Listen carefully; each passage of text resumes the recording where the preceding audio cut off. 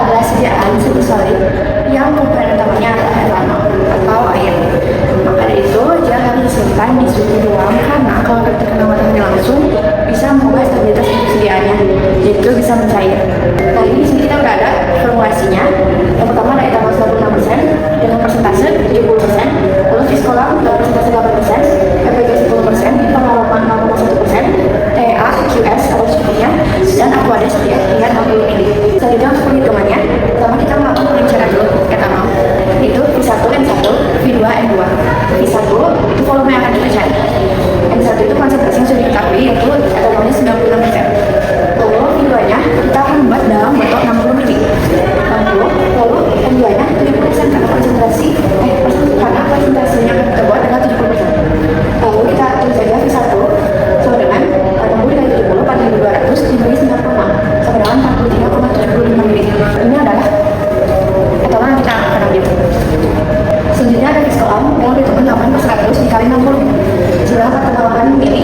Lalu ada propilen glikol 10/100 dikali 60 sama dengan 6 ml.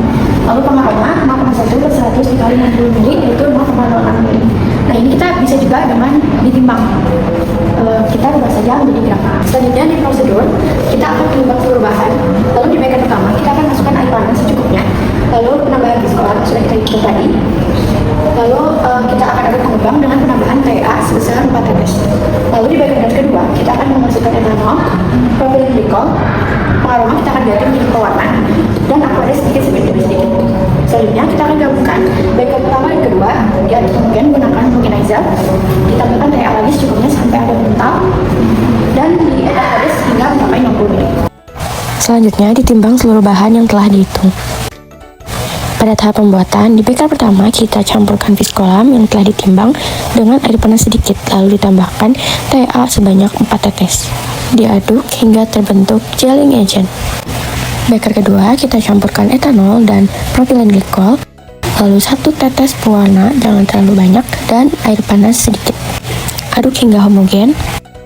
Selanjutnya kita campurkan beker 1 dan 2, aduk hingga homogen. Tambahkan TEA sedikit demi sedikit hingga gel mengental. Selanjutnya kita masukkan ke wadah hand sanitizer. Kemudian kita akan melakukan evaluasi dari sediaan hand sanitizer. Pada evaluasi organoleptik, gel memiliki aroma khas etanol, warna jernih, dan tekstur kental agak cair. Saat diaplikasikan ke telapak tangan, gel juga mudah menyebar dan tidak lengket. Pada evaluasi pH, kita akan menggunakan pH universal dan didapat hasil sediaan memiliki pH 7, artinya sediaan kita memenuhi standar mutu. Lalu pada uji viskositas, kita akan hubungkan kabel pada saklar dan dinyalakan tombol on, pasangkan spindle pada alat, tekan tombol on pada layar, lalu select spindle, dipilih nomor spindle.